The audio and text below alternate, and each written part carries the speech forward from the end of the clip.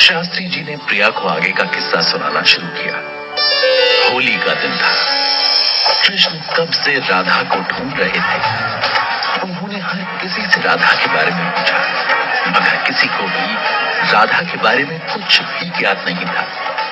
फिर कृष्ण राधा को ढूंढते हुए यमुना नदी के किनारे जा पहुंचे। वहीं कदम के एक पेड़ के नीचे बैठी राधा रो रही थी। कृष्ण ने उन्हें वहां देखते ही उन पर बहुत सारा गुलाल डालकर कहा, क्या सोचा था तुमने राधा कि यहाँ छिप जाओगी तो मैं तुम्हें ढूंढ नहीं पाऊंगा। इस पूरी कायनात में कोई भी ऐसा स्थान नहीं है जहाँ तुम जाकर मुझसे छिप सको। मैं तो तुमसे एक क्षण को भी दूर नहीं होना चाहती कृष्ण, मगर फिर भी हमें 100 वर्षों के लिए एक दूसरे से जुदा होना पड़ेगा। ये कहकर राधा रोने लगी। उन्हें इस बात पर अचानक से भावुक हुआ देखकर कृष्ण ने उनका हाथ अपने हाथों में लेकर कहा, क्या हुआ राधा, इस बात पर अभी क्यों उदास हो रही हो? बाबा ने मेरा विवाह अभिमन्यु से तय कर दिया है। ये तो कभी ना कभी होना ही था ना राधे, और तुम तो ये भी जानती हो कि वास्तव में क्या होने वाला है। अभिमन्यु से विवाह तुम्हारी छाया के रूप में वृंदा का होगा। फिर ये उदासी क्यों? लेकिन ये संसार मुझे उसकी पत्नी के रूप में जानेगा। मेरा नाम किसी और के साथ जुड़े, ये मैं कैसे सहन कर लूं कृष्ण? तुम इस बात की चिंता मत करो राधा।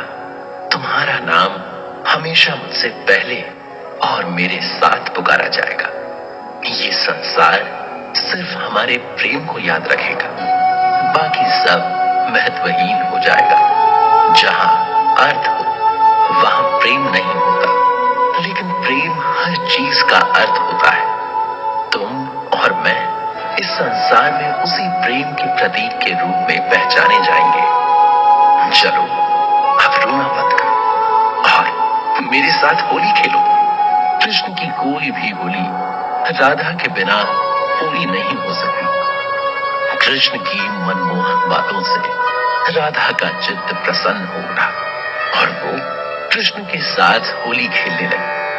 कुछ दिनों बाद जब वो कृष्ण से मिलने जाने के लिए तैयार हो रही थी, तभी उनकी होने वाली सास जटिला और ननद कुटिला उनसे मिलने के लिए आए। राधा को तैयार होता हुआ देखकर उन्होंने पूछा, कहाँ जा रही हो राधा? कृष्ण से मिलने। ये सुनकर उनकी सास का चेहरा सख्त हो गया और वो बोली, अपनी होने वाली सास के सामने ये बात कहते हुए तुम्हें जरा भी लाज नहीं आती? इसमें लाज कैसी माता? मैं कृष्ण से प्रेम करती हूँ, वो मेरा मित्र भी है। पहले की बात और थी, अब तुम हमारे घर की बहू बनने वाली हो, इसलिए आज से तुम्हारा कृष्ण से मिलने जाना बंद। मैं जाऊंगी, राधा को कृष्ण से मिलने से कोई नहीं रोक सकता। तभी राधा के कानों को कृष्ण की बंसी का स्वर सुनाई दिया, जिसे सुनकर राधा अपनी सास और ननद को नजरअंदाज करके कृष्ण से मिलने को दौड़ पड़ी। वृंदावन में कुछ देर तक कृष्ण अपनी बांसुरी बजाते रहे और राधा उनके कंधे पर सिर रखकर लेटी रही। जब कृष्ण बांसुरी बजाते बजाते रुके तो उन्होंने प्रेम पूर्वक राधा की आंखों में झांका। राधा भी उनकी आंखों के सम्मोहन में बंधी उसी गहराई के साथ उनकी आंखों में ताकती रही। कुछ खामोश क्षणों के बह जाने के पश्चात कृष्ण राधा से बोले, मुझसे मिलने आते हुए तुम्हें समाज का भय नहीं लगता राधा? मैं तुमसे प्रेम करती हूँ कृष्ण, फिर भय किस बात का? प्रेम हर भय को मिटा देता है। ये संसार तो सदैव बातें बनाता आया है और बनाता रहेगा, उनको हृदय पर क्या लगाना? तुम भी अजीब हो राधा। कभी तुम मामूली सी बात पर अश्रु बहाने लगती हो, तो कभी बड़ी बड़ी बातों से तुम्हें फर्क नहीं पड़ता। राधा को फर्क सिर्फ कृष्ण के ना होने पर पड़ता है। थोड़े ही समय में राधा और कृष्ण के इस तरह निरंतर मिलते रहने से गांव की स्त्रियां राधा के चरित्र को लेकर तरह तरह की बातें करने लगी। कुछ ने तो अपनी बेटियों पर राधा से मिलने की रोक भी लगा दी थी। ये सब आज भड़काने का काम कोई और नहीं, राधा की होने वाली सास और ननद कर रही थी। राधा ये सब देखकर सुनकर कुछ नहीं कर पाती थी। एक दिन उन्हें उदास देखकर कृष्ण ने पूछा, राधा, तुमने ही तो कहा था कि तुम्हें लोगों की बातों से फर्क नहीं पड़ता, फिर क्यों उदास हो तुम? उनकी बातें बनाने से मैं तुमसे मिलना नहीं छोड़ूंगी कृष्ण, लेकिन उनके मेरे चरित्र पर प्रश्न करने पर मुझे पीड़ा होती है। राधा की पीड़ा से कृष्ण भी बेचैन हो उठे। उन्होंने राधा से कहा, तुम चिंता मत करो राधा, मुझे कुछ समय दो, मैं कुछ ऐसा करूंगा जिसके पश्चात किसी के मन में भी तुम्हारी पवित्रता को लेकर कोई प्रश्न नहीं बचेगा। लोगों का मुंह बंद करवाने के लिए कृष्ण ने एक खेल रचा। एक दिन गोपा और गोपियों के संग खेलते खेलते कृष्ण अचानक से गिरकर बेहोश हो गए। गिरने की आवाज सुनकर यशोदा भागती हुई आई। क्या हुआ मेरे पुत्र को? हाँ, उठो कान्हा, आंखें खोलो। कृष्ण का एक सखा बोला, पता नहीं मैया, खेलते खेलते अचानक से गिर गया और गिरते ही तुरंत बेहोश हो गया। कुछ ही देर में वहां नंद बाबा और सभी गांव वाले भी इकट्ठा हो गए। वैद्य जी को बुलाया गया, मगर उन्हें कृष्ण का रोग समझ नहीं आया। फिर गांव भर से मुनादी करवाई गई। सुनो सुनो सुनो, मुखिया जी का पुत्र कान्हा खेलते खेलते गिरकर बेहोश हो गया। वैद्य जी को भी उसके रोग का कारण समझ नहीं आ रहा। जो भी कान्हा का उपचार करेगा उसे मुखिया जी की तरफ से बहुत सारा इनाम दिया जाएगा। कुछ ही समय में कृष्ण की बीमारी का समाचार आग की तरह आसपास के गांव तक पहुंच गया। एक दिन एक युवक नंद बाबा के पास आया और बोला, मैं भी एक वैद्य हूँ। मैंने आपकी पुत्र की बीमारी के बारे में सुना तो उसका निरीक्षण करने चला आया। शायद मैं उसका उपचार कर सकूं। ये सुनकर नंद बाबा तुरंत उसे कृष्ण के पास ले गए। यशोदा ने जब इस युवा वैद्य जी को देखा तो उन्हें ऐसा लगा जैसे कि वो अपने कान्हा को ही देख रही हैं। मगर फिर उन्होंने इसे अपना बहन समझकर अपने मन से निकाल दिया और उससे बोली, वैद्य जी, मेरे पुत्र को ठीक कर दीजिए, आप जो मांगेंगे मैं आपको दूंगी। मैं आपके पुत्र को देखते ही उसका रोग समझ गया।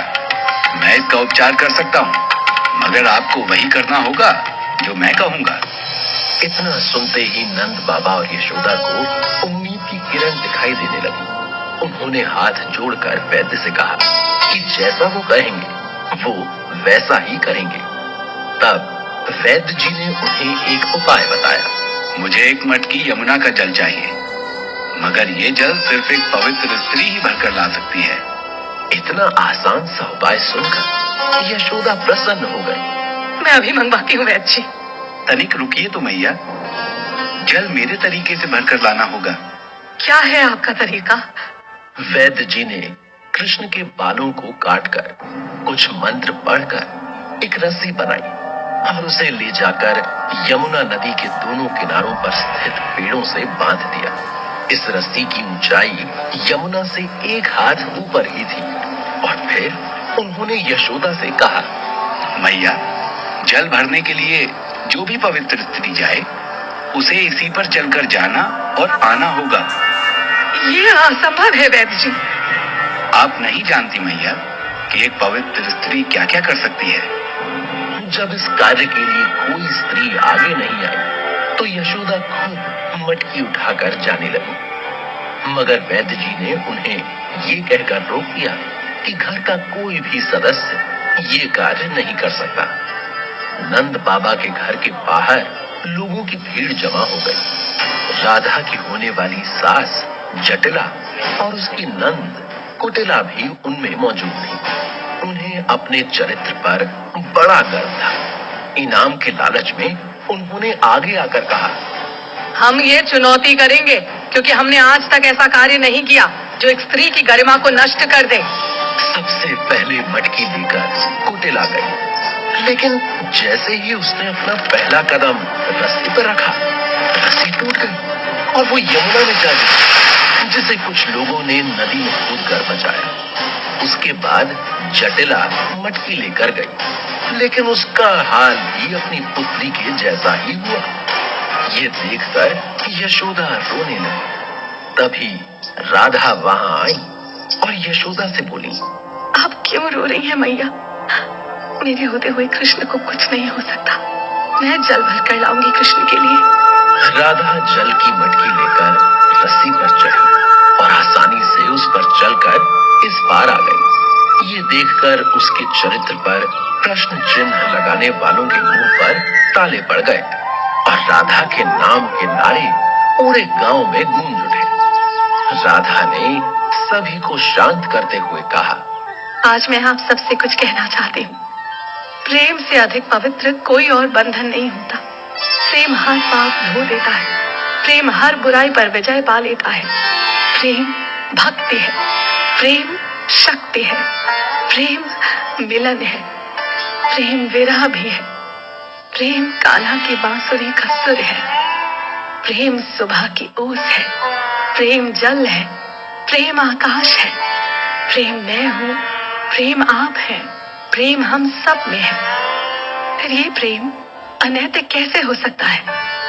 मैं कृष्ण से प्रेम करती हूँ, मगर ये भली भांति जानती हूँ कि मैं और वो इस जन्म में एक नहीं हो सकते।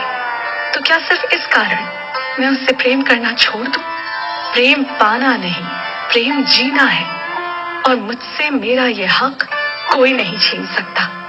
इसके पश्चात राधा ने वैद्य जी के कहे अनुसार अपने लाए जल को कृष्ण के ऊपर डाला। क्षण भर में कृष्ण की चेतना लौट आई। राधा को अपने सामने देखकर कृष्ण ने कहा था ना मैंने राधा, कुछ ही समय में तुम पर उठने वाले हर प्रश्न का अस्तित्व ही मैं खत्म कर दूंगा। फिर ऐसा कभी मत करना कृष्ण। मैं अपने ऊपर 1000 आरोप ले सकती हूँ, लेकिन तुम्हें इस तरह चेतना विहीन नहीं देख सकती। और इस तरह कृष्ण और राधा ने अपने प्रेम से लोगों को चुप करवा दिया। ये सब सुनकर प्रिया शास्त्री जी से बोली, शास्त्री जी, मेरे मन में जितने भी प्रश्न थे वो सब समाप्त हो गए। राधा कृष्ण के प्रेम को लेकर अब मेरे मन में कोई संदेह नहीं। अब मैं निश्चल मन से आगे का किस्सा सुनूंगी। सब राधा कृष्ण की कृपा है। क्या आप जानती हैं, राधा रानी आजीवन किशोरी ही रही। अच्छा, वो कैसे? एक अष्टावक्र नाम के ऋषि थे। उनके शरीर के 8 अंग जन्म से ही टेढ़े थे, इसलिए उनका नाम अष्टावक्र पड़ा था। वैसे तो वो बहुत विद्वान थे, लेकिन अगर कोई भी उनको देखकर हंस पड़ता था तो वो उसे श्राप दे देते थे। एक बार वो विहार करते हुए बरसाना पहुंचे। राधा भी उनसे मिली। उन्हें देखते ही राधा के होठों पर अनायास ही मुस्कुराहट तैर गई। ऋषि अष्टावक्र को लगा कि राधा उनके कुरूप शरीर पर हंसकर उनका अपमान कर रही है, इसलिए क्रोधित होकर उन्होंने राधा को श्राप देने के लिए अपने कमंडल से जल अपनी अंजुलि में लिया। और फिर जैसे ही वो श्राप देने लगे, कृष्ण वहां पर आ गए और उनसे बोले, ठहरिए ऋषिवर, अपना श्राप देने से पहले राधा से जान तो लीजिए कि वो आप पर क्यों हंस रही थी। ऋषि अष्टावक्र ने कृष्ण से कहा, मुझ पर लोग सिर्फ मेरी कुरूपता पर ही हंसते हैं। इस बार राधा ने बीच में बोलते हुए कहा, नहीं ऋषिवर, मैं आपके बाहरी शरीर पर नहीं हंस रही थी। मुझे तो आपको देखकर आपके हृदय में बसे परमात्मा के दर्शन हो रहे थे। उनके दर्शन पाकर मेरी प्रसन्नता मेरे चेहरे पर छलक आई। राधा की बात सुनकर ऋषि अष्टावक्र का गुस्सा ठंडा हो गया। वो बोले, मैंने श्राप देने के लिए अपने कमंडल से अपनी अंजुलि में पानी भरा था, इसलिए ये श्राप मुझे तुम्हें देना ही होगा। तुम आजीवन किशोरी ही रहोगी। अब ये श्राप है या वरदान, इसका निर्णय तुम करो। इसलिए राधा को कृष्ण की लाडली किशोरी भी कहा जाता है।